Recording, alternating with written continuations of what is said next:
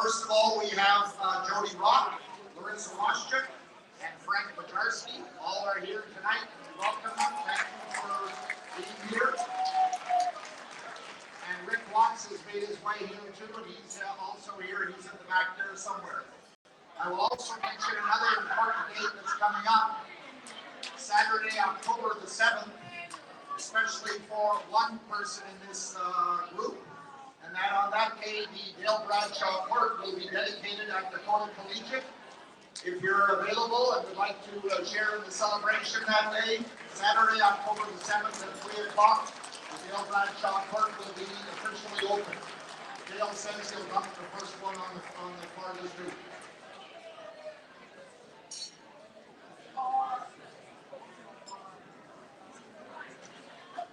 As I said earlier, the winners of the prizes will be posted on the screen later in the evening. So if you do have a winning ticket, you can claim the ticket, the prize, from the prize area following the completion of the ceremonies. Also, if you're really interested in the trivia answers, their answers will be posted on the screen also. Some of them will get answered as we go through our evening.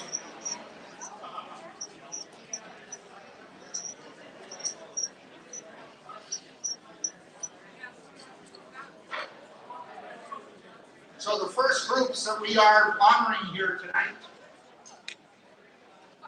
we start with the team category, and that is the Vincent Massey Trojans, varsity girls.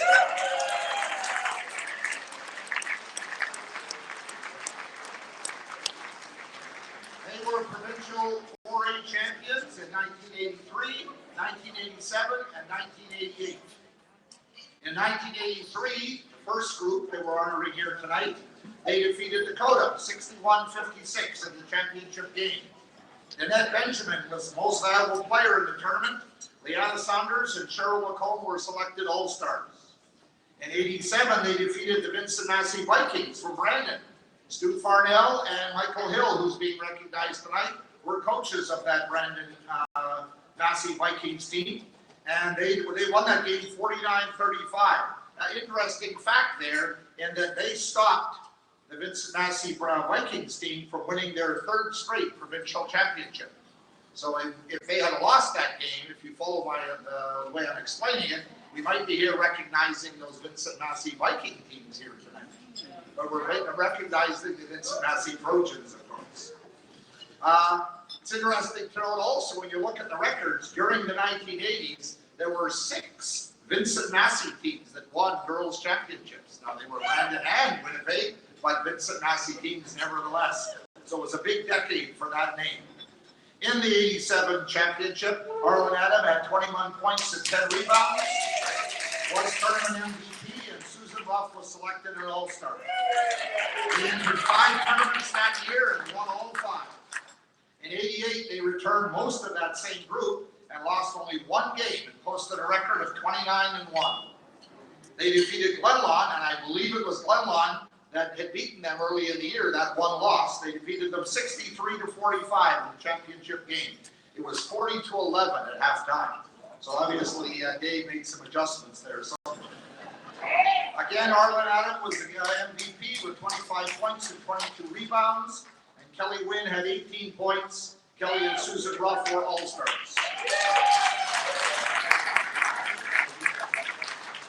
So it's our pleasure here tonight to honor the 1983, 1987, and 1988 Vincent Massey Trojans, all, as we said, provincial champions. In attendance tonight, and we'd like them to come forward, and I'm going to call upon Dan Becker, who is our Basketball Manitoba Technical Director, to do the actual presentations of the awards. We'd like you to stay on the stage, please, as you are called up. Please hold your applause maybe till it's finished. So we will see. I hope I don't miss anybody on the list. So please have these young ladies come forward as I call your name. Cheryl McComb, Shannon McCormick, Susan Hens, Colleen Moore-Brené, Robin Smith, or Smythe, I'm not sure to be honest, Drew McCormick, Jacqueline Hall-Baker, Lorna Perrott, Jalen Cornell. Come Kamala Shah, who was a manager. Here's a shout out to all the managers out there. Sometimes those people get overlooked, but they are just as important as many of the people on the teams. Valerie Bonato, Susie Yuen, Alona Kidd, Sandy Schwetz, Gabby Cliff, Andrea Thompson, Kelly Goodwin-Wynn, Susan Ruff, Harlan Adam Kolowich, Jackie Root, and coaches of the team, Coach Dave McGann, who was also inducted as a builder in 1996, Mark Kirsty, and Doug McGregor. Let's hear it for the entire group.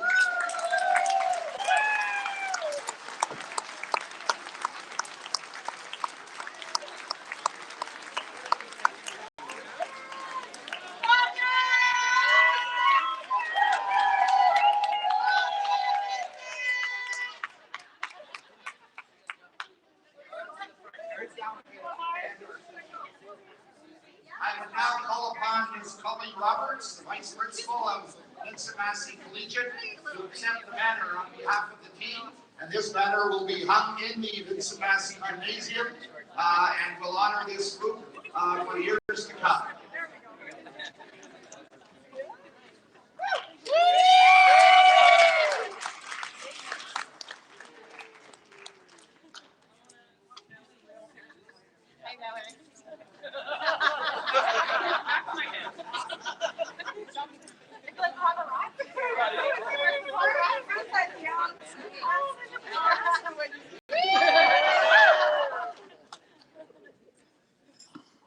There will be opportunities later for you to take pictures with the banner and individuals or as a larger group.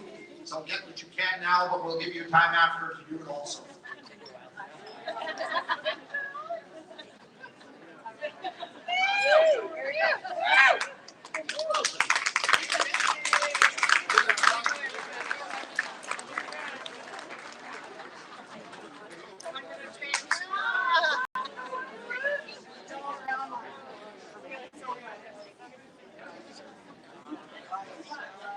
I believe you can stay up here if you want to.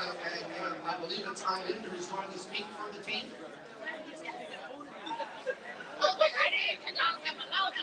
I don't want to talk to you right now.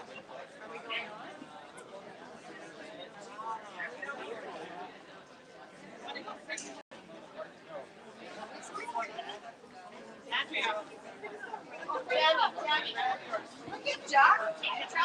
Taking charge.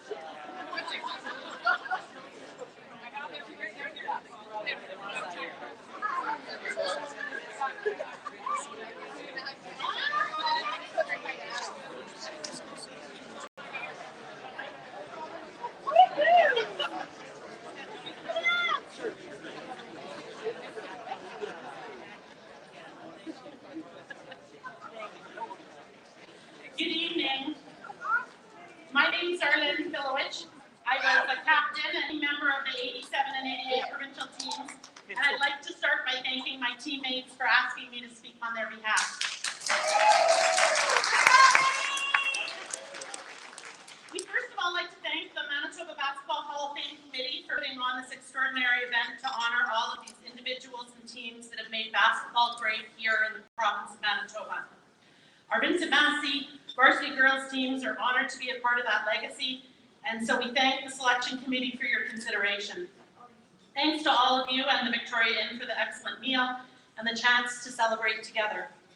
One of the opportunities that this provides is the chance to reconnect with old friends and teammates. Some of these people have been fixtures in my life, best friends whom I cherish, and some I haven't seen since 1988.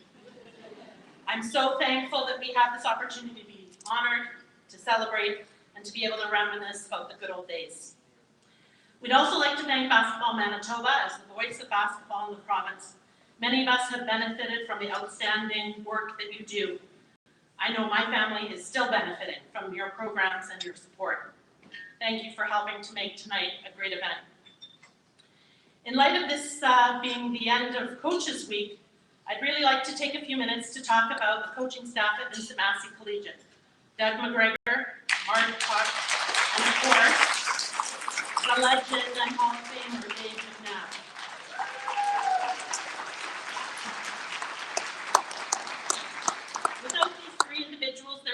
no outstanding teams or programs at Vincent Massey.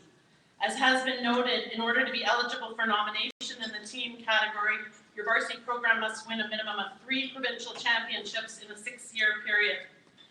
What's remarkable about Vincent Massey and the girls program, and I'm talking just the Vincent Massey Trojans, is that the girls have the potential to win about 7 or more provincial championships in a row, starting with Hall of Fame committee member Carol Plain-Hosgood's teams in the early 80s. I have to give a shout out to my sister's teams in the mid-80s, Heather Adams-Strolius, and then finishing with this group that captured back-to-back titles in the 87 and 88. So to coaches McNabb, McGregor, and Cox, we really owe this to you. It actually wasn't until I became a high school varsity coach myself that I realized just what you gave up. This is where I start to cry. In order to give us each of us students and athletes the exceptional experience we had, the experience of a lifetime. Coaches, you are the ones who sacrificed time away from your own friends and families, who gave us unconditional love and support, and who helped shape us into the people that we are today. For most athletes, when we look back over our careers, we don't necessarily remember the details, the scores, or the accolades. At least I don't. That's what I have Susan Ruff for. She has a way better memory than I do. What I remember most from the 3 years in the Vincent Massey Varsity Girls program are the life lessons that have impacted the person I've become, the people that we've all become. It's taught us humility, integrity, mutual respect, collaboration, teamwork, commitment, time management, perseverance, being goal-oriented, and living in the moment. The success of our coaches and our team is evident in the people we've become. We're life partners, mothers, teachers, principals, lawyers, police women, shout out to Drew McCormick, occupational therapists, veterinarians, healthcare workers. We're all kinds of people doing good work in our communities.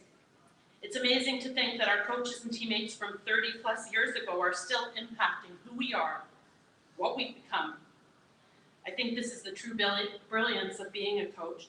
You're a rock thrown into the water, and your ripples are felt forever.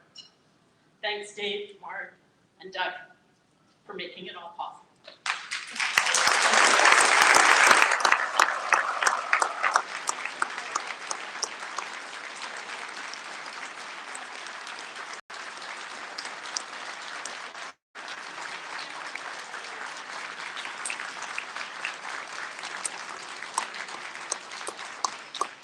Thank you, Erwin. Well done.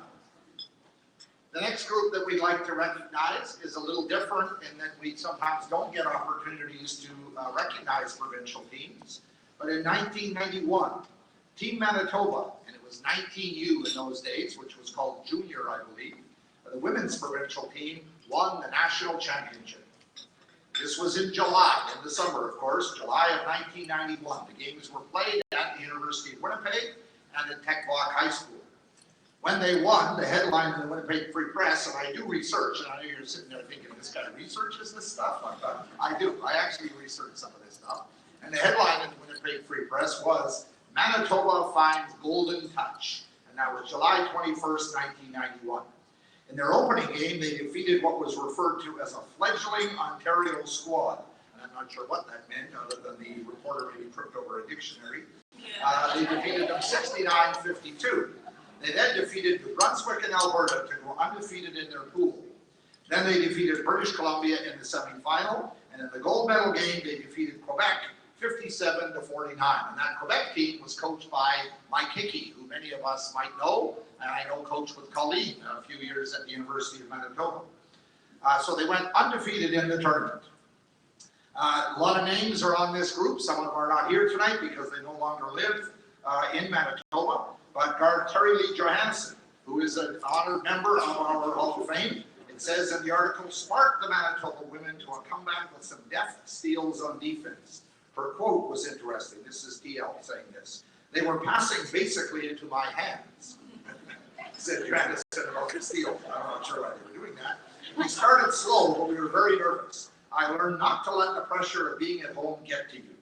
Another quote came from the then youngest member of the team, Vicky Neufeld, who was just entering grade 12 that September in Winkler, and she scored 14 points in the championship game. Vicky's quote was, "I'm going out to the lake." She was happy that her summer basketball had ended memorably. Another quote came from Pam. She was called Pam Flick in those days. Of course, now we know her as Pam Dennis. She's here tonight. And she said, "We're not out here for fun. We could be at the beach, but we decided we wanted to be on this team." So congratulations to the Team Manitoba 19U Girls Provincial Team National Championship Team. In attendance tonight, I hope I'm not forgetting one, as we said, is Pam Dennis. Please come forward. Dan Becker will do the honors again. Pam Dennis, Jody Rock, Christina Anderson-Farmer, Marissa Washington-Enns, Allison Lafferty, Andrea Brown-Pinlot, and Cheryl Lamont, and coaches Brian Kornberger over here, and Neil Bradshaw, who we mentioned earlier, and once again, is the same guy, Doug McGregor. Here they come. This is Team Manitoba, National Girls, Provincial, National, Provincial Team, National Championship.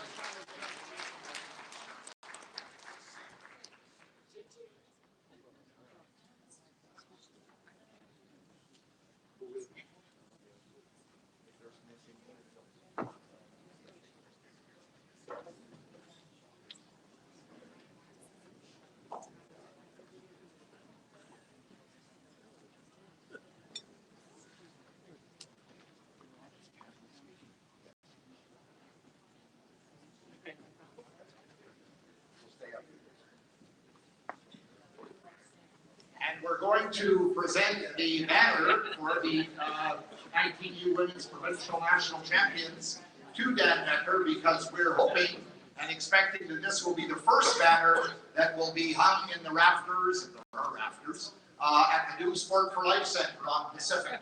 That would be an appropriate place for it, because that's where all of our provincial teams now do work up. Just pull it, it'll come up. Yeah. Good, yeah. So the girls, you can get a picture taken with that a little bit later if you like, but Dan will be the one who will be taking that, and it'll be his job to make sure that that gets hung in the new Sport for Life Center.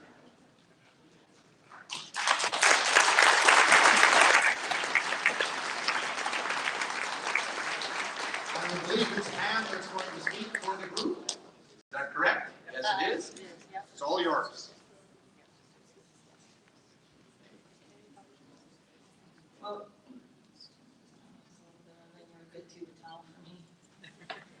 Well, thank you, everyone, and on behalf of the team, I would like to thank the organizing committee for not only putting on this tremendous evening, but this afternoon I had a chance to revisit the museum, and I haven't seen it since it's been moved, and I gotta say it's pretty cool. It is, it's pretty unique in this day and age.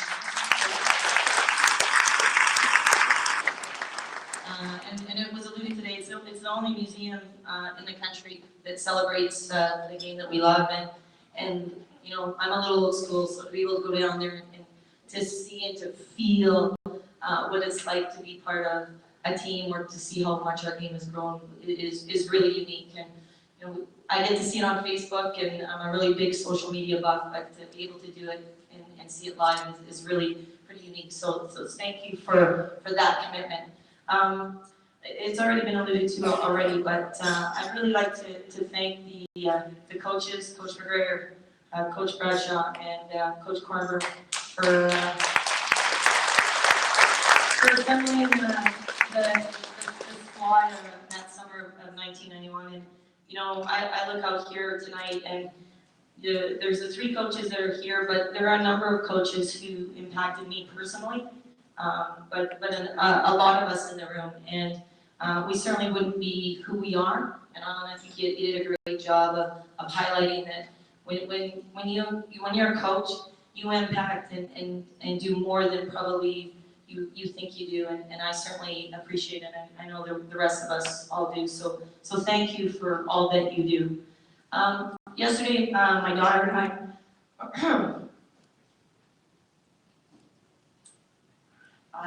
we flew in from Ontario, and the sun was out. The sky was blue, and you could see the prairies for forever. It was just really, really a cool moment. And I started thinking about this team, and when you think about a true Manitoba team, there's some really unique qualities that exist. And now that I'm no longer living in the province, I know I appreciate and value what it means to be a Manitoban. And for instance, this team was made up of players from rural Manitoba. And for those of us who were not born, within the circle, you know what it's like to live outside the perimeter. And we see those perimeter individuals and the ones that live inside the perimeteritis, and it is sometimes called the center of the universe, although where I live now, people often call Toronto the center of the universe, so I keep it all real. But the team was also made up of athletes that were from the city, and Maya actually referred to that this morning.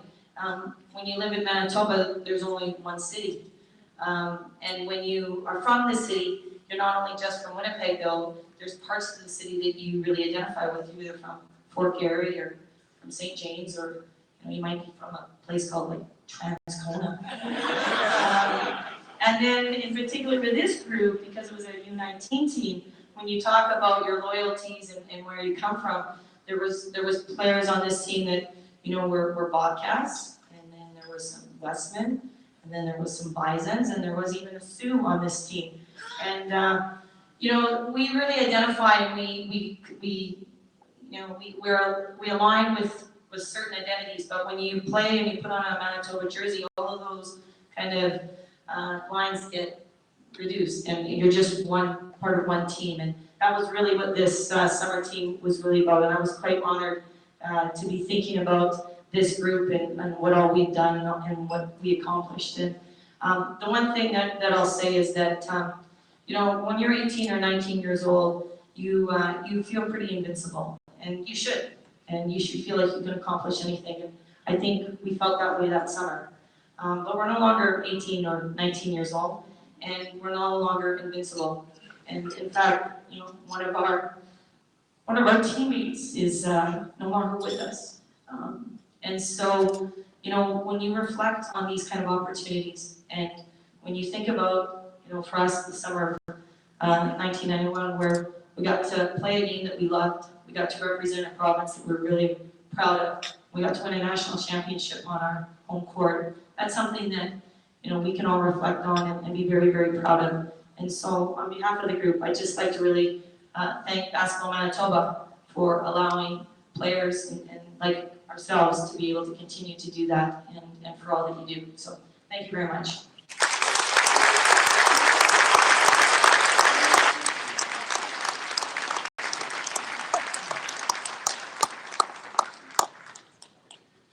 I'm not supposed to be coming up here next, but Pam is so humble that she would mention something like this. And when you have Hall of Famers here in the crowd, in our group here, a lot of these young ladies went on to stardom across the CIAU, CIS, whatever it was called, and winning championships and winning streaks and all these things that happened after that summer.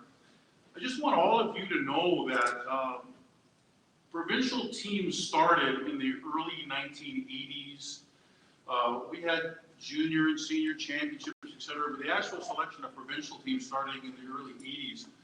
When these girls won in 1991, they were the first Manitoba team, boys or girls, to ever win a national championship. And it didn't happen again for over 20 years. It was a great accomplishment.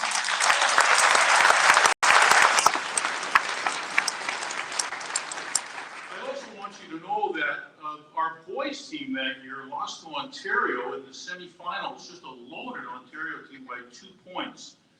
And they could just as easily be up here with us as well too. Joe DiCurzio and the coaching staff there, their whole team was just outstanding. I got to tell you a story about Pam. Pam's daughter is here, and you just have to know this. Pam was coming back from the University of North Dakota that summer and came to play for us, and we were pushing really hard for her to join our roster.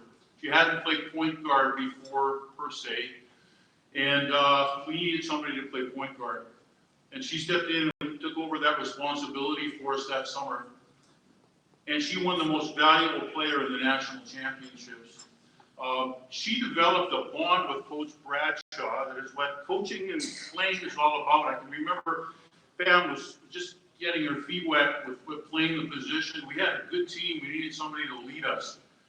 And Coach Bradshaw and Pam would be there before practice, after practice, and I could see the respect, and I still remember it 26 years later, that Pam had for Coach and Coach had for Pam. That was a great story. When she won that most valuable player in that summer, that was something that we'll all remember.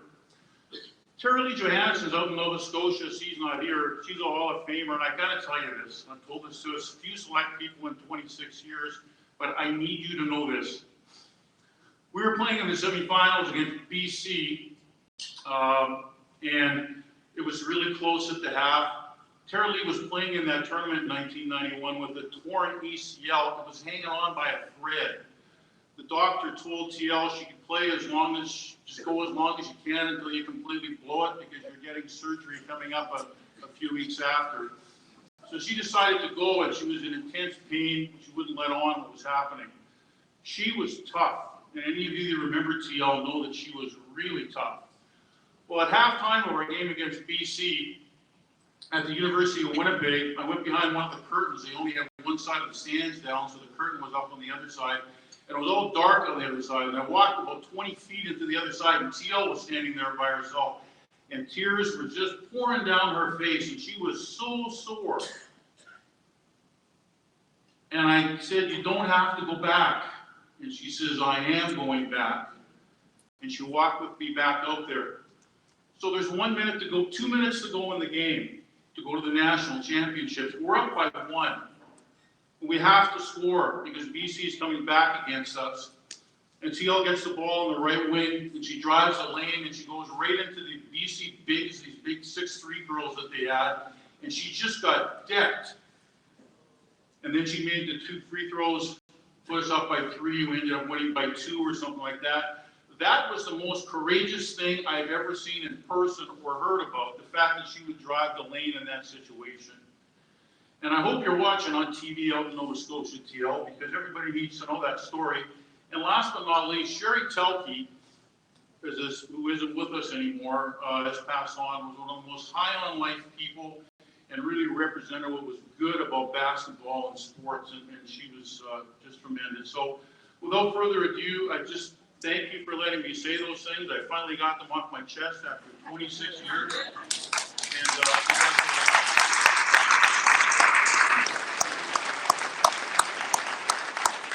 Thank you, Ryan, and thank you to the girls. I will tell you, just Terry Lee Johansson at this moment is in Alaska. She contacted me and sent her best and all that, but she's doing some kind of work there or something. I'm not sure what it is, but that's where she is at this moment. She doesn't live there, but she's there for a short period of time.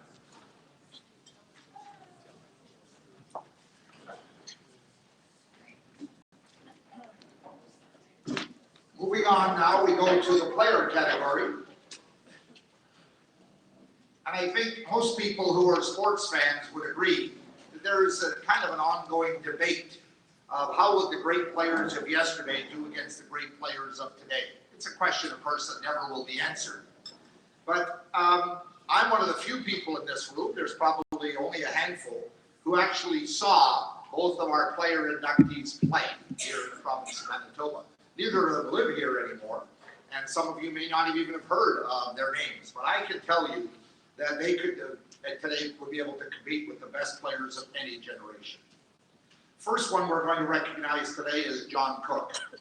John Cook was born in British Columbia, played his university ball at the University of British Columbia, and then played in Manitoba for 3 years, from 64 to 67.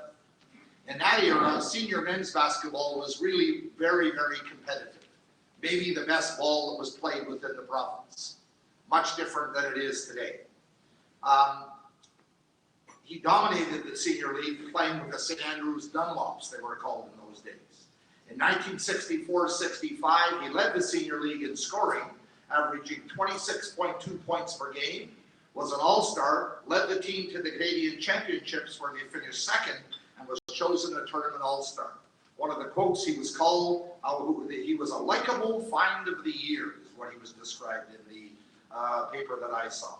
In 1965-66, he again led the league, senior league in scoring, was selected to the league all-star team, scored 49 points in one game. And you have to remember, in those years, there was no three-point line. So all that was hard work inside.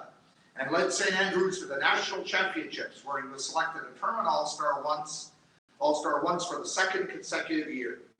John Cook could do little wrong Thursday night, he was quoted as saying, as he scored 37 points to lead Winnipeg St. Andrews to an 82-58 victory over Hamilton in the first game of the Senior Men's Championships in Alberni, British Columbia. He was the original matchup nightmare because he had good size, good quickness, and good athletic ability, and he could just basically score. In 1967, he was selected to Canada's national team and represented Canada in the Pan American Games held in Winnipeg. Lefty Les Kaler was one of his teammates. Les is, some of you may remember him, is now in Rome, Italy. Mariana's monastery there, has been there for many years, and I communicate with him regularly. And he wrote, I began playing with St. Andrews Dunlops in '64 just to substitute in practices and play in some games. John Cook was a smooth shooting player on the team. He didn't say much, but he made his presence felt offensively and defensively. I respected him for that, and we missed him when he moved away a couple of seasons later.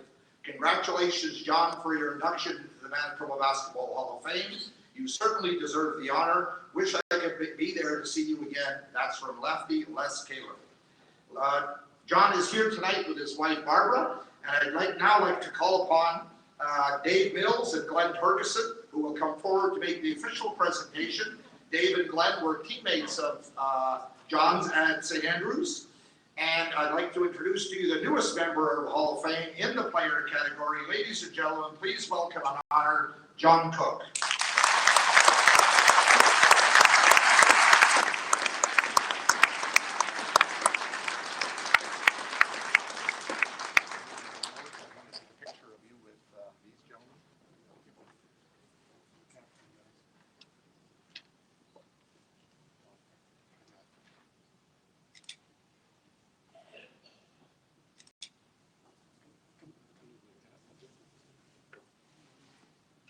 John and his wife have graced us by coming all the way from Victoria for tonight's presentation.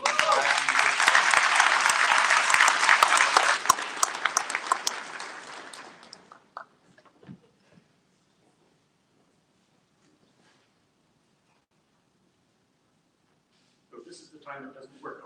By the way, I'm the old school when they're talking about old school. I just started playing basketball after they started stopping the jump ball at center after the basketball school.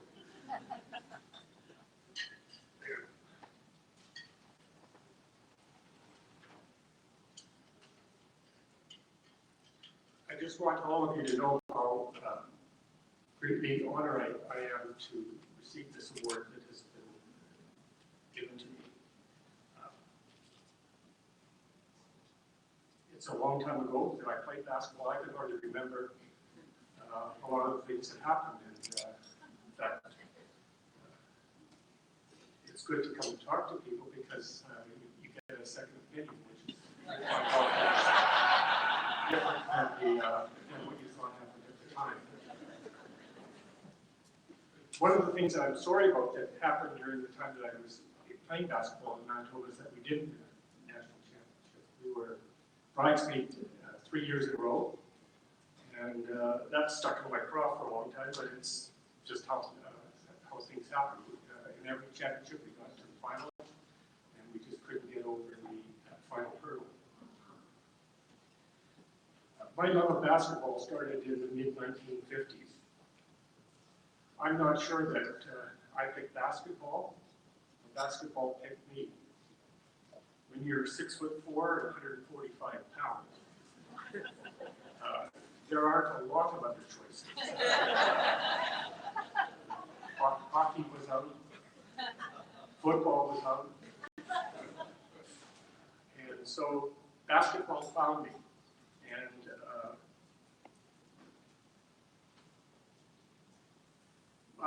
my memories early on in my coaches, many people talked about their coaches and the influence that they had on them.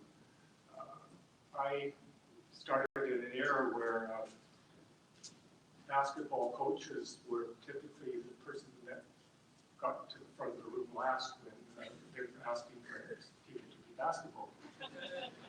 And so often, I know in high school, I had a science teacher who was a basketball coach. He never played basketball. He was diligent though, and this is the important part to remember with coaches, is he was diligent in his approach to the game. And although not many of you would know this, there was a coach that I had when I first came to Winnipeg. His name was Jimmy Bullock. And Jimmy Bullock, if you've ever seen him play basketball, had a running one-hander that he could shoot from anywhere on the basketball court. And that was the first shot that I was taught to shoot from the outside by the coach. And any of you who've seen Jimmy, that's not a simple process to get the ball up to the basket in that way. It took a number of years before, in fact, I was in third year university before I had a coach that believed that basketball was a team sport played by individuals, and that in order to get the team to play as well as it could play, you needed to bring the skill set of the individuals up in order to do that. And so in 1962, we had a good basketball coach at the University of British Columbia. His name was Peter Mullins. He was an ex-Olympian, an Aussie, quite opinionated if you've ever met him. And I was playing basketball with a bunch of friends on the court, and he'd been up in the stands watching what was going on, and he came flying down on the stands as only he could do, arms waving all over the place, kicked everybody else off of the court, and said, if you're going to play basketball for me this year, you're going to have to learn how to shoot a basketball. And for somebody who's been playing basketball for 6 or 7 years, that's an interesting approach to have a coach step in and say, okay, now I'm going to teach you how to shoot the basketball. But I can tell you this, and I'm a coach now, so I know that process that you have to go through, and I'm constantly on kids in terms of the process that we have to take in order to get a good shot out. And he spent 2 hours with me. I was worn out by the time. I don't know what he was, but we were shooting from 4 or 5 feet. No balance, elbow in, hand in front of the ice, follow through. Something that up until that time I've never been taught. Here was a coach taking that time. Well, that I think led me to become a better ball player, and got me through university, got me to play with St. Andrews. Because after I graduated, the job I got was with Great West Life, or we would say Great Waste of Life. So I was working there. I'd come to Winnipeg with the idea not to play basketball, but I was going to become an actuary. And that took a lot of study time, but when I first got here, I wasn't married, and so I didn't get down to the studying as quickly as I should have. Got into playing basketball and had 3 years where I really enjoyed it. And that brings me to the friends or players that I'd like to thank that I have played with. These are 2 of them. Yeah, they were bigger when we were younger. Probably only their stride.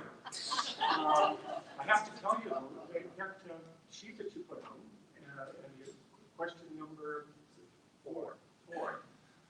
I think you need to do a little more research. As a matter of fact, when you see the answers, it says there were actually 7. There were 7, not 4. So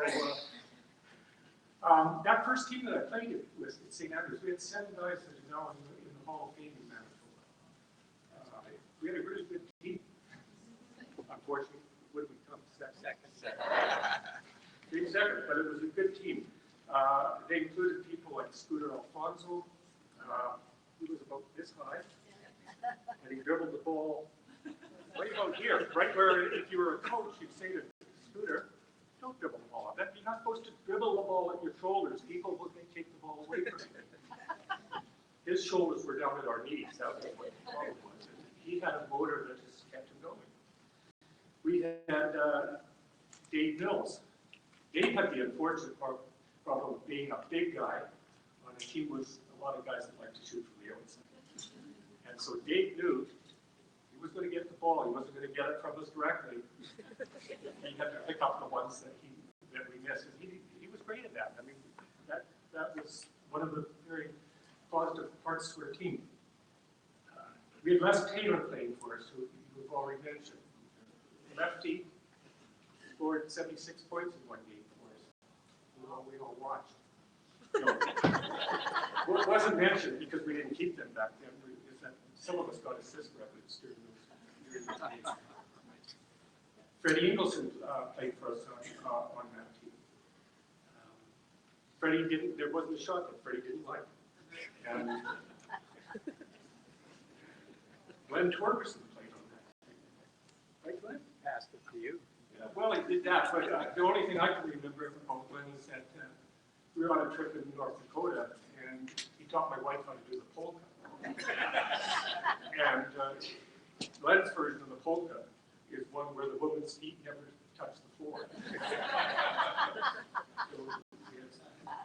And lastly, Billy Wright played on that team. And that was one of the last teams, I think, that he played on. He didn't play as much of a role on that team as he had on other teams that he played on.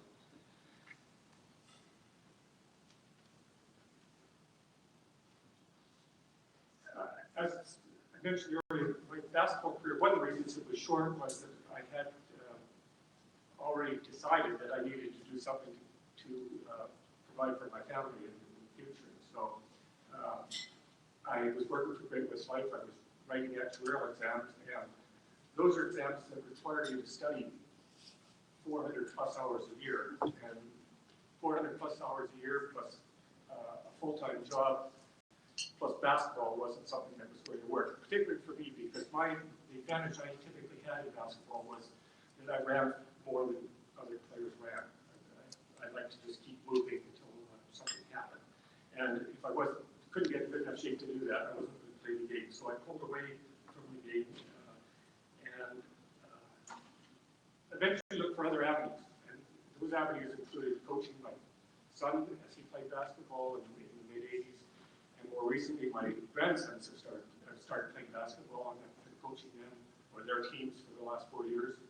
And they've gone past me, so I now decided I need to keep going. That energy that you get, that involvement with young people, helping them become better at what they're doing with the basketball court is something that I enjoy doing and I want to be able to continue to do.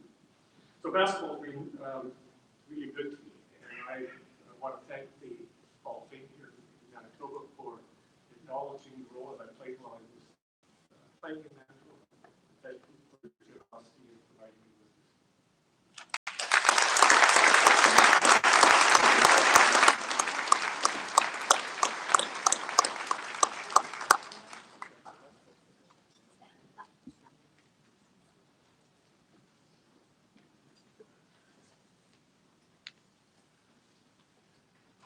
Thank you, John. Our next inductee in the player category is someone we call Deb Steele. She now, of course, is Deb Steele Kretschmer. Deb Steele was born in Edmonton, Alberta, and began her university career at St. Mary's University in Halifax in 1975. She transferred to the University of Winnipeg, where she played for 4 years, 1977 to 1980. She was coached by both Vic Bruton and Tom Kendall. I believe that's one of the questions on the trivia. She was a two-time GPAC All-Star. GPAC, of course, was the Great Plains Athletic Conference, which was what we used to call it in those days. She was a CIAU or CIS All-Canadian in 1980. She set Westman records in scoring and rebounding. She had 29 rebounds in one game and 493 in one season. She played with other future Hall of Famers, naming at least 3, Dory McPhail, Gail Winston, and Donna Posnick. In one game in Regina in 1979, she had 35 points and 29 rebounds. And the headline in the paper was, "Steele takes charge in romp by Westman." And the quote was in there from Kendall, Debbie just got angry. She didn't like sitting on the bench with fouls. In another big game played at the Winnipeg Convention Center against the top-ranked Laurentian University, she had 30 points and 25 rebounds. And the newspaper said Steele played a whale of a game and was very intimidating on defense. She was a member of Canada's national women's team from 1976 to 1980, where she was coached by the legendary coach Don McRae. She won a bronze medal at the World Championships held in South Korea in 1979. And one thing that I found interesting when she visited in April, I think it was, and we spent the afternoon looking around the university, she reminded me of a term that she was one of the Sparling Darlings. Now that's a term many of you have no idea what that means. You do, good. Sparling Hall, of course, was the original residence for the University of Winnipeg. I believe it started only as a women's residence. I don't know if it was when she was there, but she was one of the Sparling Darlings who had access to the old Riddell Hall gym almost at any time they wanted. And that was an interesting term that I got reminded of. When she was selected All-Canadian in her last year, she was quoted as saying, "It's a goal I'd set for myself. It's something extra, something I didn't think would ever come true. I'm hoping that tonight maybe she thinks that being inducted into the Manitoba Hall of Fame, Basketball Hall of Fame, is the same kind of award for her." She's here tonight with her husband Bernie, her mother Bev, and Bev's friend Harry Larson, plus a number of friends. Some have come all the way from Alaska and Minneapolis, and I think Kansas, if I'm not mistaken. A lot of people have come to celebrate this evening with Bev. And so I'd like to call upon Vic Pruden, who was one of Bev's coaches at the University of Winnipeg. Deb's coaches at the University of Winnipeg. Bev is, of course, her mother. And I'd like to call Vic to come forward to make official presentation of our Manitoba Basketball Hall of Fame Induction Award to the newest member of our Hall of Fame in the player category. Ladies and gentlemen, please welcome and honor Deb Steele Kretschmer.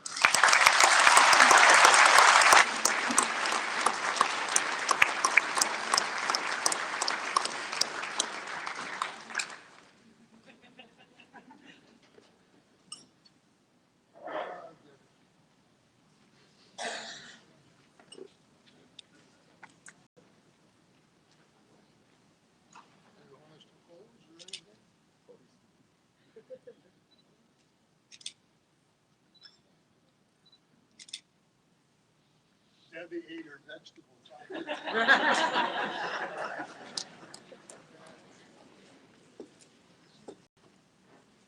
What an honor. What an honor. Thank you very much for this. Means as much to me as anything that's ever happened in my life, except of course for meeting my fabulous husband.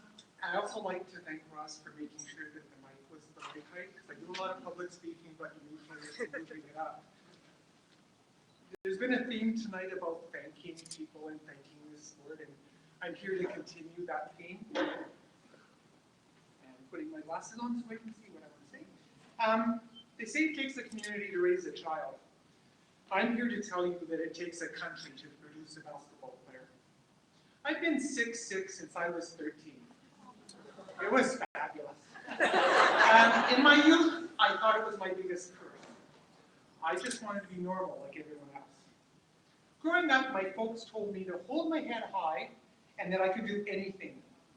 But they were my parents and they had to say that, and I really wasn't quite convinced. Through grade school, I was put on basketball teams and told to do nothing other than stand by the rim. Throw it up, because eventually you'll put it in. Keep trying and you'll get it in. When I was 12, we moved from Edmonton to Nova Scotia. At that high school in rural Nova Scotia, I saw a brochure for St. Mary's Basketball Camp of Champions. And I asked my parents if I could go, because I thought if I'm spending time, no one else is teaching me something, maybe I should go find someone who can. That changed my life. Little did I know that the camp was run by Brian Heaney, who was the coach of the Canadians women's basketball team. I can still remember the look of shock and awe when I walked into the gym. Shortly after that, I was invited to drop in on the women's national training camp in Halifax that at least one person in this room remembers, I think, so that I could see what my future might look like. if asked, and you can ask her, my mom would not hesitate to tell you that I was less than pleased to be going there. I walked into, I wasn't going to segue into a story, but I went to basketball camp, and then I got invited to visit CFP Stadacona in Halifax to go check out the women's national team. Driving to Halifax, my mom is taking me, and we're in her car. I walk into Stadacona dressed in Walmart canvas shoes, frilly socks, a cute pink pair of shorts, and a multicolored rainbow shirt. You guys know the ones. Not prepared for what was lay ahead of me. Who knew what doors that visit would open? I went on to attend St. Mary's University in Halifax for 2 years and was a member of the St. Mary's University basketball team. My potential got me selected for the Canadian National Women's Basketball Team in 1977, and I transferred to the University of Winnipeg to learn from the leading expert in fundamentals, Mr. Lidford. Thanks, Vic. And I was welcomed into the Manitoba basketball community. I got to tell you, I'm not a Manitoban, but in my heart I am, because what a warm community the basketball community was, and I'm sure still is here. Now, if you asked anyone from those days to describe me in 2 words, I can guarantee you that the words natural athlete wouldn't be those words. Over my career, I had the good fortune to play with and learn from many of the best basketball players in Manitoba and in Canada. People like Gail Winston, Dory McPhail, Donna Posnick, Yvette Milner, Susan Johnson, Deb Steele, Janet McMahon, to name a few. This experience taught me things that guide me to this day. Hard work pays off. There's something to be learned from every situation. My height is my greatest gift. When trying to choose a career, I learned that people were going to look at me anyways, so I might as well give them a reason. So now I'm a public relations professional working in legal services. I'm truly humbled to be honored this evening and have my name included with Manitoba Basketball Hall of Fame, along with truly talented athletes from this province. It's a great pleasure to have the opportunity to pay homage to the sport that gave me the confidence to pursue my goals. I would like to express my heartfelt appreciation to my family and friends who made the trip to be here with me in Winnipeg. I'm truly blessed. Thanks.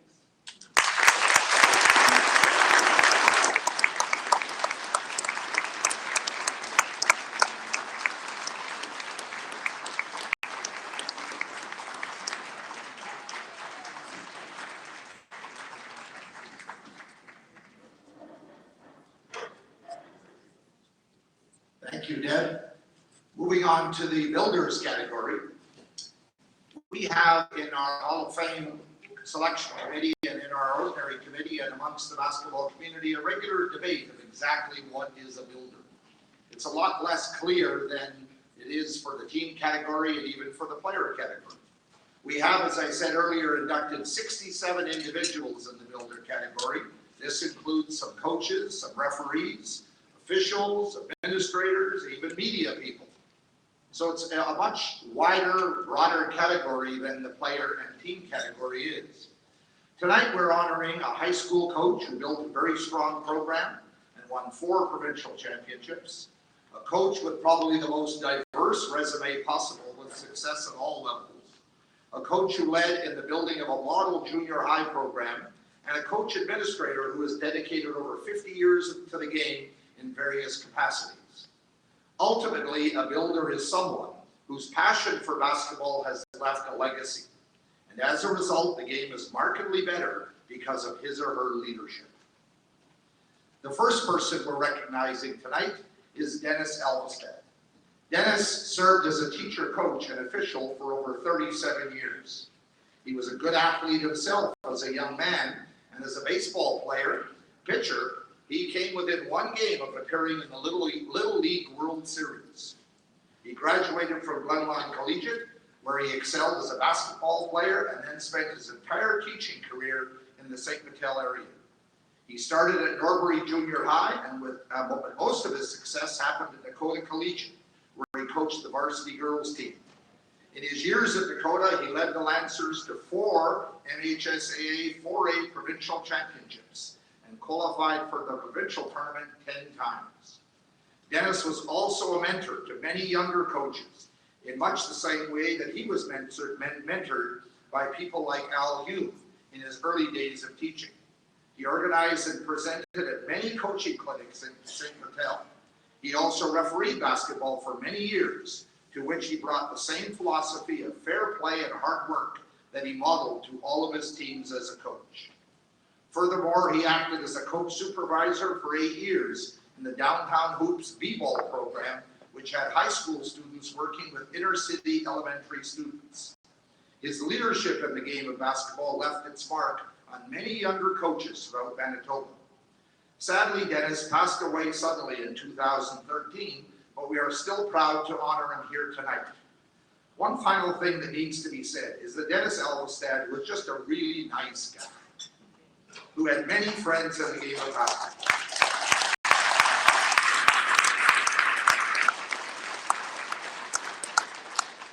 And many ex-players who are better people today because of him, and we miss him. In attendance tonight are many family members, including his widow, Betty Butler, but I would now ask his 2 sons, Dennis Jr. and Michael, to come forward to accept the presentation, and to present it is Jerry O'Shea, who again is a good friend and a colleague of Dennis for many years. So I ask Jerry to come forward to make the official presentation, the Manitoba Basketball Hall of Fame Induction Award, to the newest member of our Hall of Fame in the builder category. Ladies and gentlemen, let's honor by honoring his 2 sons, Dennis Elvestad.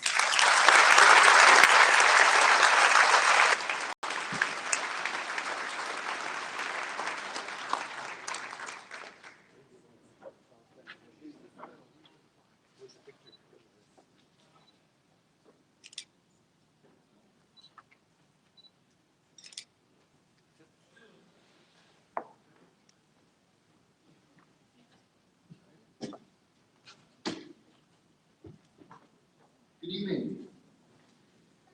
As I was getting ready to have our dessert this evening, I noticed that my wife was doing some math, trying to figure out, how did her team not get inducted into the Hall of Fame with the Dakota Lancers, and I think Vincent Massey had something to do about that.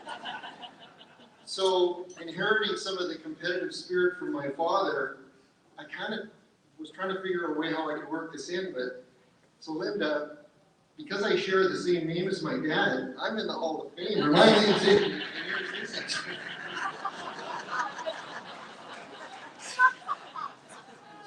So again, as I was thinking about what Dad would say to the crowd tonight, I know one thing he wouldn't do, or things that he would say or do tonight, and I think one of the things that he wouldn't do is be able to speak with a mic that's this tall. For those of you that knew my dad, we don't share necessarily the same height. But what would my dad say as I started to think about it? So I think first and foremost, he would certainly be honored to be recognized by the basketball community of Manitoba. I think that he would probably say something about being humbled that even a bit of his story would be part of the great personal and team stories that were shared that make up the history of basketball in Manitoba. I think he would probably also thank the committee, and I know for certain that he would recognize and congratulate all of the other inductees who we honor and celebrate this evening.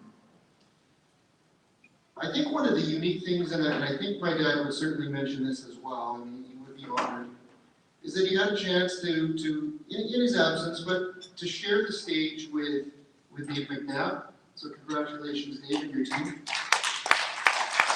And I think Dave, the 2 of them were rivals. I think they were respected peers, and I think most of all they were good friends. And he would, of course, thank his family for the support that allowed him to spend many, many hours pursuing the passion that really was his major passion, which was basketball. And I think above all, what he would say is he would thank his gifted and amazing sons. Actually, he wouldn't say that, but I should speak to that anyway. So before I hand it off to my brother Mike, I think Mike and I would both like to extend a special thank you to the Ilchinas, Jerry and Jerry, and also to Ross Westlake for inviting Mike and I to come in from Kenora to honor my dad today.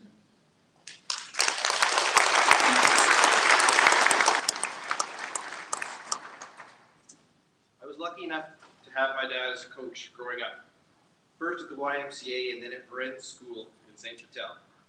It was here that I watched him expose me and my peers to basketball for the very first time. As most of you all knew, he was always a fundamentals first type coach. Some of the drills we did, I will never forget. I remember him lining us up and teaching us the triple threat position. He would walk down the line saying, you can shoot, you can pass, or you can drive to the basket. But his favorite part about this drill was every once in a while, as he was walking down the line, he would push a kid over. It only took 2 or 3 kids on the floor until we realized the importance of sturdy balance in the ready position. He would have us doing shooting drills and watch as the kids would be firing the ball from all angles with their arms all over the place. And then he would stop the practice and say, I just want you to pretend that you're trying to pick your nose as you're following through to the basket. Well, that got a few giggles out of us 9 and 10 year olds. One thing for sure, my dad always knew his audience when he was coaching. Things my dad most enjoyed about coaching were the bonds and the friendships that were formed on his teams. Don't get me wrong, he really enjoyed encouraging the competitiveness amongst his players. Ask any one of them when they screwed up on the floor and had to look over at the bench and see his red face and his hands shaking. He always loved the year-end wind-ups where all the players would come back to our house and have a party. There would be tons of laughs about all the crazy things that went on during the season. And at the end, there were tears shed for the seniors that had to move on. He loved it when former players would get in touch over the years and update him about their families and their careers. Even at his funeral, many players took the time to come tell us what a great coach he was and what a great impact he had on their lives.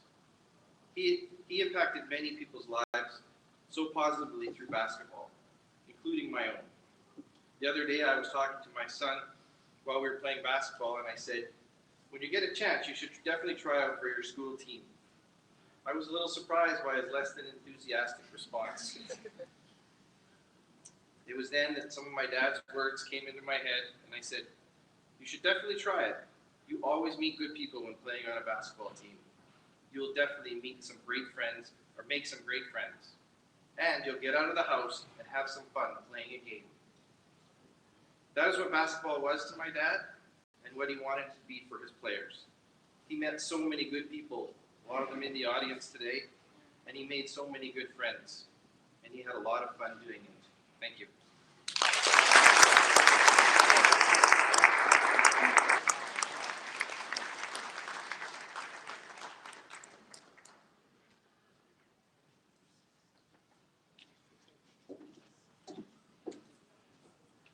Thank you, gentlemen. Our next inductee is someone that some of you may not know who this person is. Michael Hill is someone who went about his business with very little fanfare. But he has one of the most impressive records of any coach in Manitoba. You name it, he's done it, and he's done it successfully. Most of his work was done in Brandon and the Westman area. He started in 1969 as a teacher coach for the grade 9 boys team at Linden Lane School. Does that still exist? Yeah, I don't know, but anyways. He coached for 23 years as a co-coach with Stu Farnell, who was recognized as a builder in 1996, at Vincent Massey High School, that's the Vikings, of course, in Brandon. During that time, the Vikings won 3 MHSA 4A provincial championships. Also during those years at Vincent Massey, he coached the junior varsity girls and acted as a coach or supervisor for the grades 7 to 9 teams. After that, he spent 6 years as the head varsity girls coach at Neelan High School, and they won the Provincial 3A Provincial Championship every year. He was selected Provincial Coach of the Year 5 times and won the Mike Stack Award twice. I'm not sure how that works, since it's a lifetime award. Maybe he can explain it to us. That's why he is unique. That's one of the trivia questions. And I don't know the answer to that one. He was twice a finalist for the 3M Coach of the Year. He also served as an assistant coach with the Brandon University Bobcats women's team for 4 years, and another 4 years with the University of Manitoba Bison women's team, and also as an assistant. He has coached in Canada Games, the Regional Juvenile Program, mini basketball, senior women's, at the International Peace Gardens Legion Athletic Camp, and at junior high. He was also a regular clinician, running clinics all over Manitoba. He helped develop the coaching certification manuals for level 1, 2, and 3. However, as I said earlier, he did it all quietly, without much fanfare. He would often be seen sitting quietly at the end of the bench, pensively just sitting there, sometimes even reading a book during the warm-up. He was a true student of the game. He's here tonight with all of his brothers and sisters and many other friends of the family and people who have coached with him. I would now like to call upon Stu Farnell, who was a co-coach with Mike all those years with the Vincent Massey Vikings, to come forward to make the official presentation of our Manitoba Basketball Hall of Fame Induction Award to the newest member of our Hall of Fame in the Builder category. Ladies and gentlemen, please welcome and honor Michael Hill.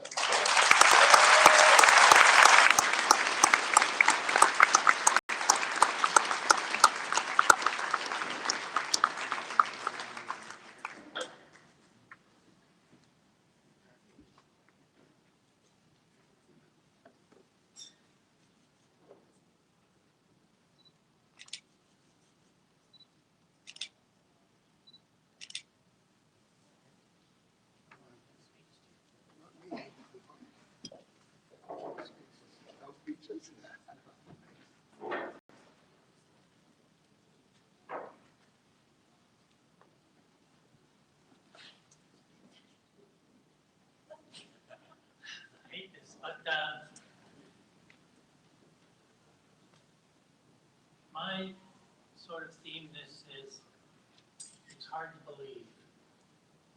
It's hard to believe that 50 years ago, I was in an activities class for my education degree with Gary Howard, who was the American coach who came up to start basically the Bobcat tradition. And he asked me to stay after class, and he said, I want you to coach basketball. It's hard to believe because I was about 145 pounds. I had been cut off every athletic team in high school. And so therefore I had to do major productions, but I think it really helped my career because I understood how painful it was to be cut. So I was very, very careful when doing that sort of thing and always did it myself. And since I coached women my whole career, I was very experienced in drama and acting.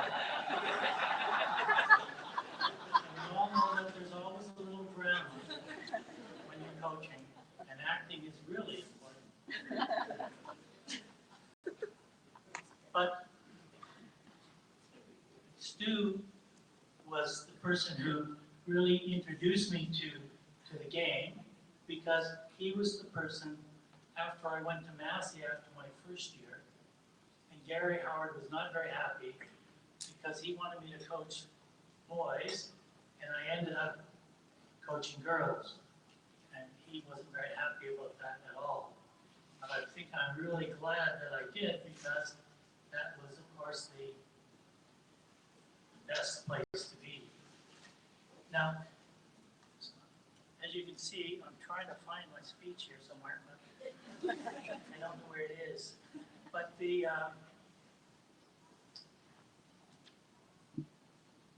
I can remember some of it Stu took me under his wing, and of course, Stu was probably the best game coach.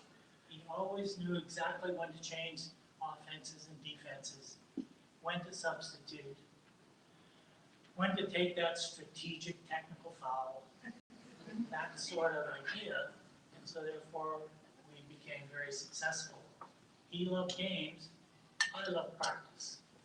One of those weird people, I could go to practice every single day without having a game at all. Game is just too stressful for me. But I think the other thing was I came into the coaching at a very good time for women's basketball, because you've seen all of these people who came up, and Manitoba produced some of the best players for a long period of time. And we coached in that era, so we saw these people, and it was really, really a fun time. Also, besides that, it was really important to have mentors. And so I had Stu who mentored me, and we would talk late, but also I got into this fraternity, and you've seen most of them here tonight. In the women's basketball, Dave McNabb, Dennis Alverstad, Brian Kornberg, all of those kinds of people. And it was a little different because we socialized a great deal, and we talked basketball all the time. I was even sort of introduced to the infamous peanut bar, where basketball discussions went on forever. Of course, another big mentor was, of course, Vic Pruden. And you know, Vic can talk basketball forever.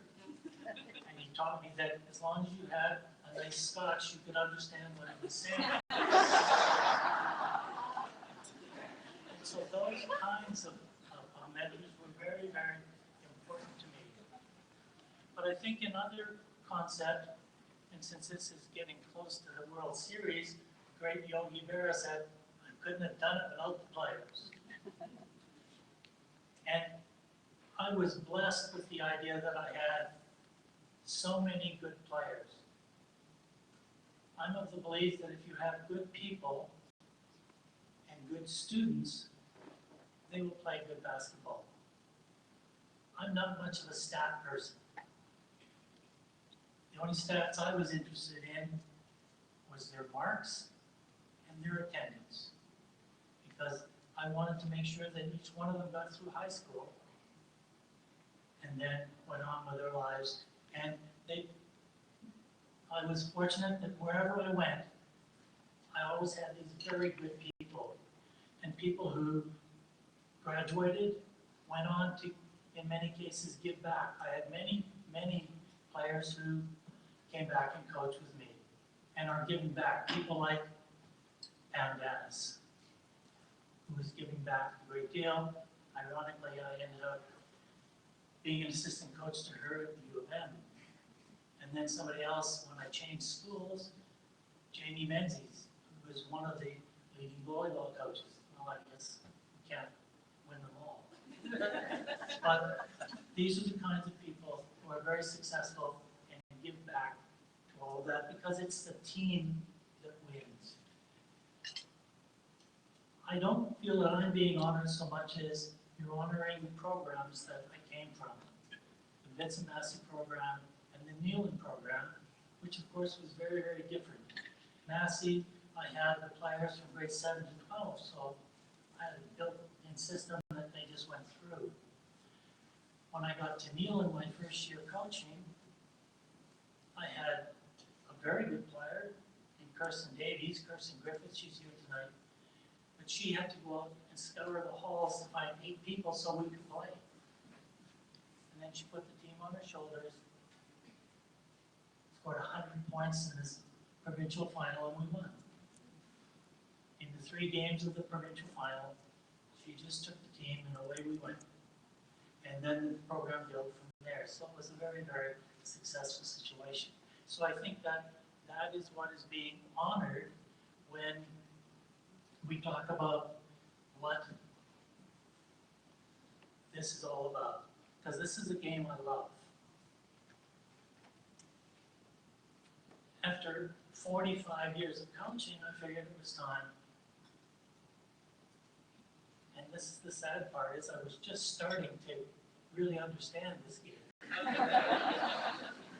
But I figured an old Luddite like myself, I better leave the coaching to people who are now skilled with those thingies that they use all the time. And the game, and I love the way the game has gone because I think it's gone and it's become a player's game. I love the speed, I love the three-point shot, the 30-second clock, because players now get out there and they make decisions, and the coaches take the practice, and the players take the game, and I love that about it. So I sneak in the gym, because I only miss it if I go to the gym, but I sneak in and watch BU play, and they're doing a good job there, and I say, oh yeah, now I know why I love this game. But I would really like to thank you for this honor, which it's hard to believe I'm here, for sure, but thank you very much.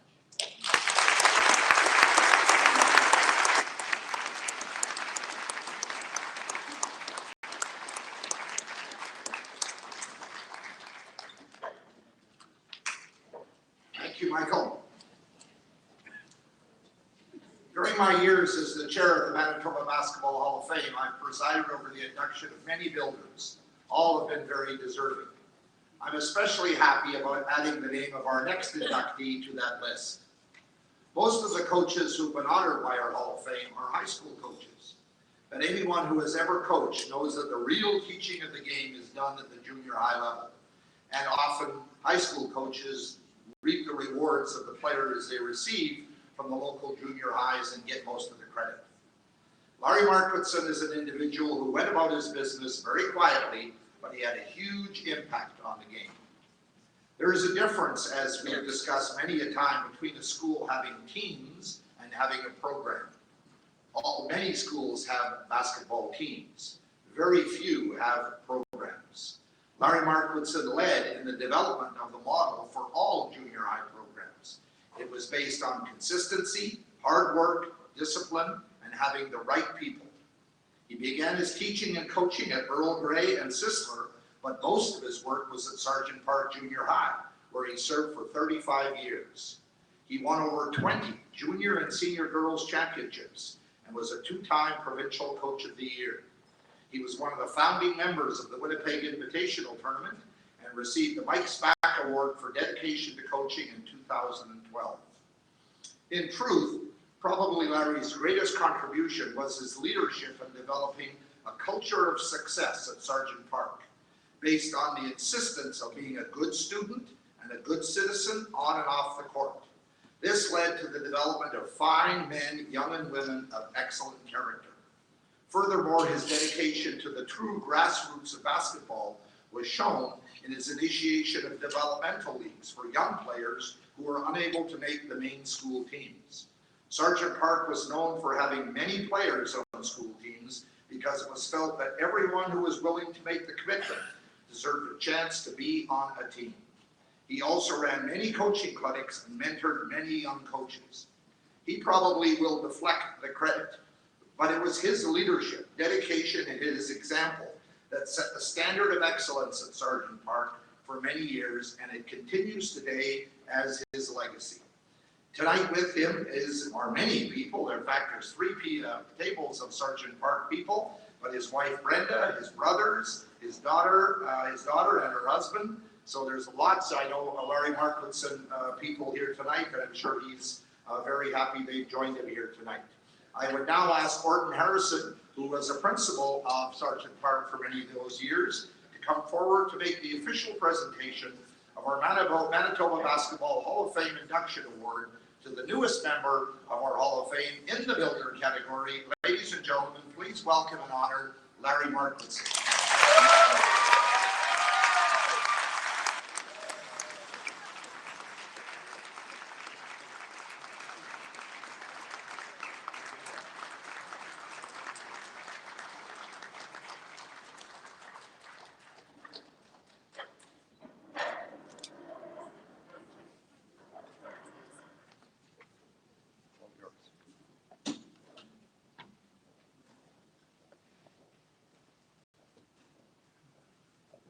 often take as many tournaments as we could get in a weekend by giving the kids a chance to play. We didn't have to cut anybody. They just got lots of experience and it was really good for them. One day I was really stuck for a coach, and I asked Orton if he could take a team, and he went home, and his wife said, "No, we got something really important on that night." "No way." And he said, "It's Larry that's asking." He coached the team. That's the type of thing you can expect from Orton and many of the other people from the Sargent Park School. Anyway, for the math teachers, and I know there are a number of them here, I'm going to speak for 10 seconds for every year I taught. Okay, that was 40 years, so you can figure that out. Hopefully by the end of this speech we'll finish at the same time. Okay, congratulations to all of the new inductees and the individual team and builder categories. When I first came to Sargent Park, I promised my wife that I'd get out of coaching. Rowena Nash, who's here today, was a phys ed teacher. At every staff meeting, in service, and over the PA, she begged for a coach. I asked my wife time and time again. Finally, she said, okay, but just one team. One team became two, became three. I kept adding, but very little was dropped. And here I stand today, 35 years later. I would like to thank Basketball Manitoba and the members of the Manitoba Basketball Hall of Fame Induction Committee for bestowing this honor upon me. In doing so, they are recognizing the grassroots role that coaches of younger teams have played and continue to play in the development of basketball in Manitoba. I humbly accept the award on their behalf. I would also like to thank my immediate and extended families who have made countless sacrifices over 40 years to allow me to keep doing what I'm recognized for today. Thank you to each and every athlete I've ever coached over the years for your self-discipline, effort, and hard work. That wraps up the athletes as far as 40 years. I can't mention names because you'd never get out of here. Okay, but it is appreciated. We were extremely fortunate at Sargent Park to have very supportive administrators. Fatima Moda and Melody Wallachuk attended countless games and tournaments every year and provided support in every way possible. Orton Harrison, who you just saw up here, coached at a high level and gave unwavering support and friendship to coaches, teachers, and athletes. At Sargent Park, there is a Crystal Paul Volunteer Award that is presented to an individual or family who has made significant contributions to the athletic program over at least the 3-year period. If there is a Hall of Fame for volunteers, Crystal Paul would probably be one of the first recipients. For more than 20 years, if you needed her, she would always be there. Crystal is with us tonight.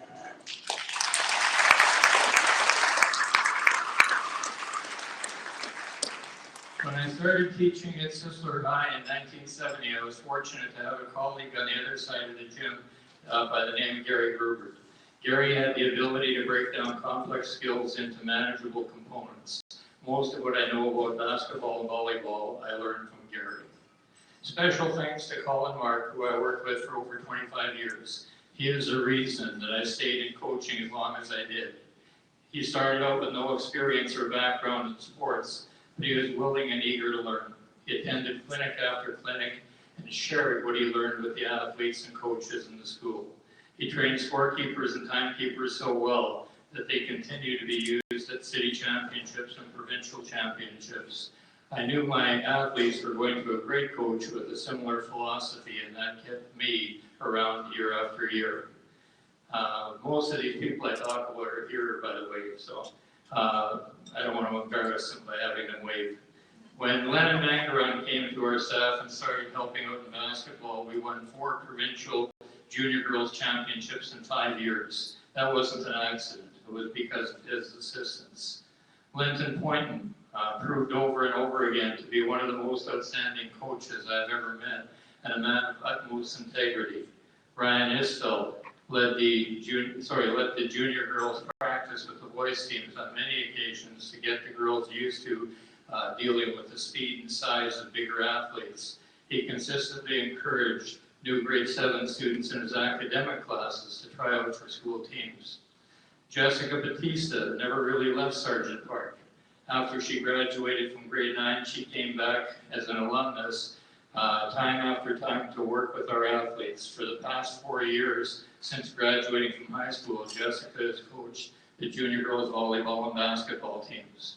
In my retirement year, she contacted alumni to drop by, pay their respects, and work out with our athletes for the last 10 or 12 games, plus the city and provincial tournaments.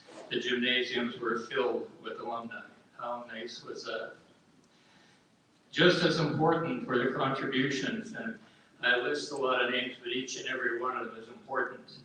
One of them spent as little as 2 days with the kids working. Just happened to be the 2 days before the provincial championship, and she was having trouble with her foul shots. We won the provincial championship that year. She went 9 out of 10, and we won by 3. So anyway, these people are also very important to the program.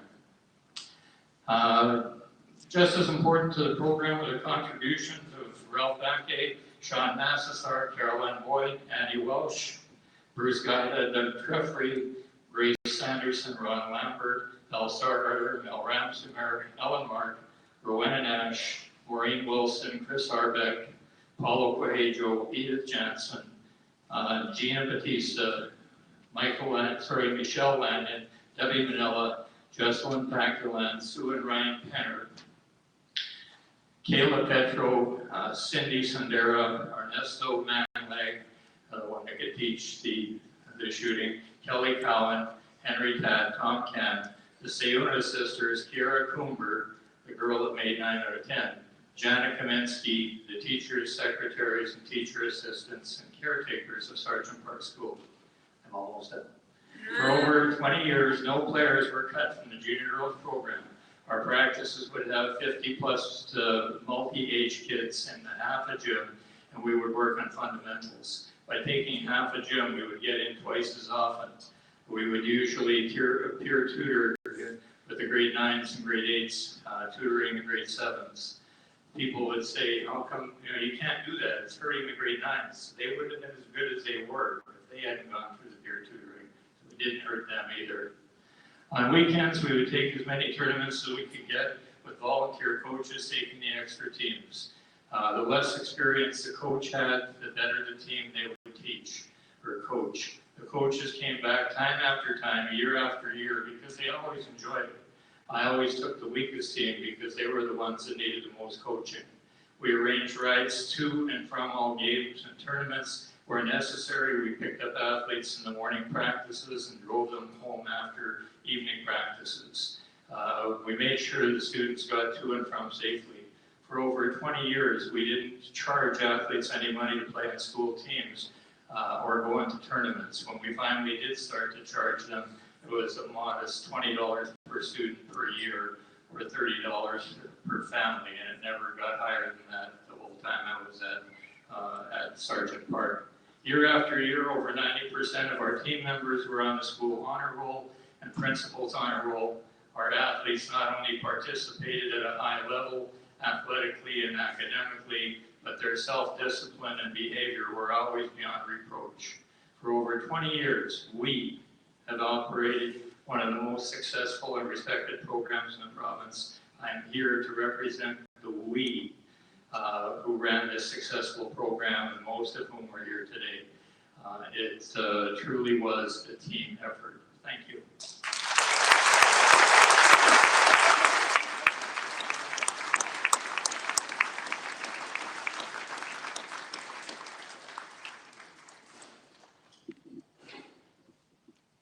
Thank you, Larry. Our final inductee is someone who seems to have been around the game of basketball forever and never seems to change. I have known him personally for almost 50 years and can honestly say I've always admired his passion for sport and kids. Wayne Ruff actually coached me in my first year. Now you won't feel sorry for him. My first year at the University of Manitoba. He actually started at Elmwood High School in 1961, where he coached Orton Harrison, who was just up here presenting to Larry Mark Whitson. After that, he began a journey of success, first at Glenlaw, where he coached the Lions to 2 varsity girls MHSA 4A championships in 1965 and 66. Those 2 teams, plus another one, were inducted in 2013 into our Hall of Fame. From there, he served as a teacher, coach, and administrator at John Taylor Collegiate, Morenz, Minnetonka, Dakota, and George McDowell schools. He was a founding member of the John Taylor Piper Classic in 1971, which is still the longest running basketball tournament in the province today, and a founding member of the Golden Boy Tournament in 1966, which of course later became the Westman Classic. In addition to his time as an assistant coach with the University of Manitoba Bison's men's team in 1966, he also served as an assistant for the University of Winnipeg Westman women in 69 to 71. He was instrumental in the birth of the Manitoba Basketball Coaches Association and the basketball program at the Royal Canadian Legion International Peace Gardens Camp in 1971. In my opinion, perhaps his greatest contribution was as a school administrator, and Larry touched on this in his words, and a trustee that Wayne has been, where he advocated for strong athletic programs in schools and the hiring of people who wanted to coach. This is something that's sorely lacking in many divisions today, because many of the people who make these decisions have never been sport people and don't understand how valuable strong athletic programs are in schools and what they do for young people. Wayne Ruff does understand that. He has been and continues to be a true leader in Manitoba sport. We should consider ourselves very lucky to have had his leadership all these years. Basketball and sport in general are in much better shape because of his work, and the young people of today are the beneficiaries. He's here tonight with his wife Barbara, his son David, and his wife Kelly, and daughter Sue, and son-in-law Ron, plus many other friends in this family too. I would now call upon Vic Bruton, who worked with Wayne at the University of Winnipeg those years, to come forward to make the official presentation of our Manitoba Basketball Hall of Fame Induction Award to the newest member of our Hall of Fame in the building. Ladies and gentlemen, please welcome Wayne Ruff.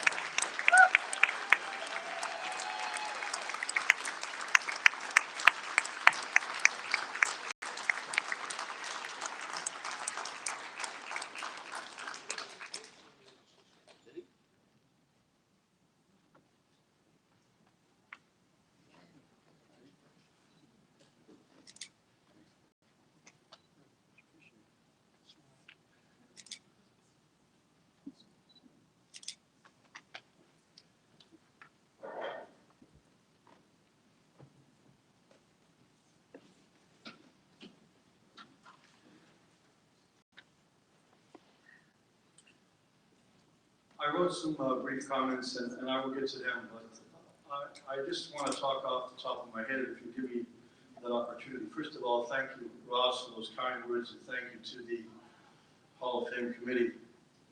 I want to talk a little bit about what's in my heart, and that's community. I think of how fortunate we all are living in this province of Manitoba and living in Winnipeg. Every year when they look at the stats of who gives the most money to charity, who volunteers their time, give back to kids, it's this province. We're number one. So I think as I reflect on my own upbringing, growing up in Winnipeg's North End, and how important sport was to many of the people that I grew up with, a very multicultural community. And so in my journey of 50 years as an educator, I saw how the city continued to be a very, very warm and caring place. And today, I think it's even more important as we look around our city and we welcome what used to be the North End, a very multicultural, diverse community. And we need to respect that and celebrate it. I'll give you an example. In 1963, when I went to teach at Glenlaw Collegiate, Dakota Collegiate was being built, and there was a small community called Polbury, and it produced some amazing athletes and they won many championships. The other day, along with some colleagues, we celebrated the building of a multi-sport facility behind Dakota Collegiate.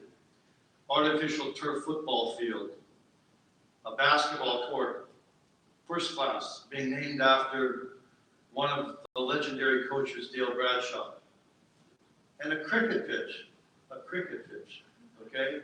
Because of the diversity of the community that exists there right now.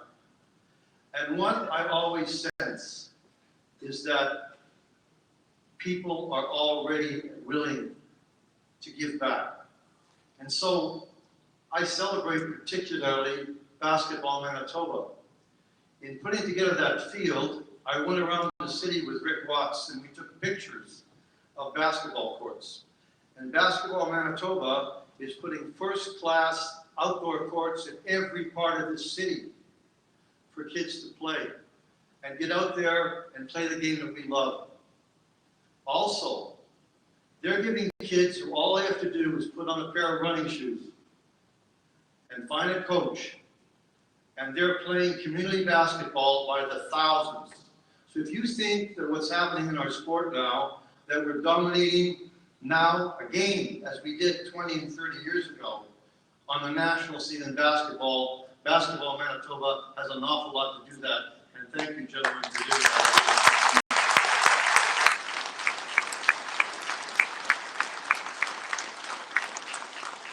And that's what I wrote.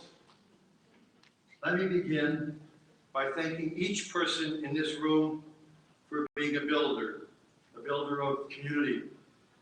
Through your everyday actions of engaging children, youth, and yes, other adults in acts of caring and positive interpersonal relationships. I recently attended a celebration of life for the late Herb Hannock. Over 600 individuals who had been impacted by him in his role of father, family member, teacher, and coach were present to celebrate how our community and our city were better places because of his life's journey. As I reflected on Herb's life and his journey of giving, I thought about the many individuals, families, players, coaches, teachers, and officials, not only from our great sport of basketball, but also from other sports and other daily interactions, who reach out with acts of giving and caring. Our community has been and will continue to be the benefactor of these interactions. I thank each one of you for being builders of stronger families, of stronger institutions, and stronger communities. I would be remiss if I didn't thank two gentlemen in this room who have a tremendous impact on me as an individual, as a coach, in terms of where I was going. The first gentleman was up here with me, Vic Cruton, my high school coach. He coached me at Sisler. He taught me in coaching. Instead of playing, I was not a very good player. But I learned an awful lot from Vic. I learned an awful lot about the game, about teaching fundamentals, about teaching the fundamentals of life and of team sports and the things that comes from it. So Vic, I haven't said it too often, but thank you so much.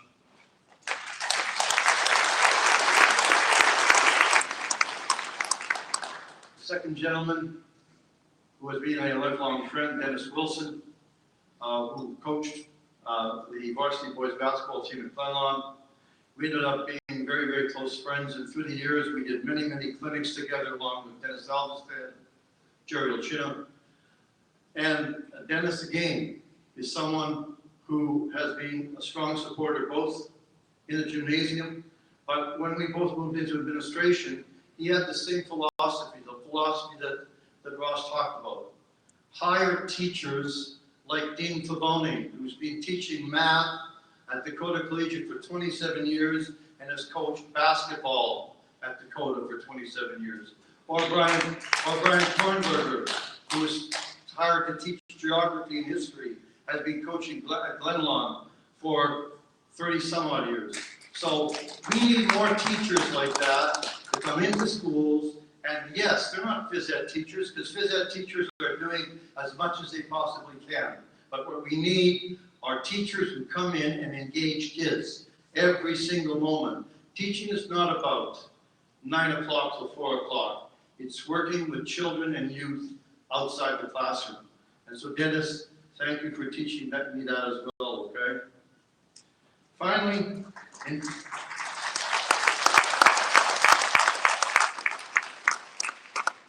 closing, this day is very special for me, as I get to celebrate it with our daughter Susan, a member of Vincent Massey girls team, which was inducted this evening. Also, our family circle has been complete, as we both joined her late aunt, Pat Kismet-Boland, former Canada national team member, as a member of the Manitoba Basketball Hall of Fame. I thank you. Life is good. Thanks again.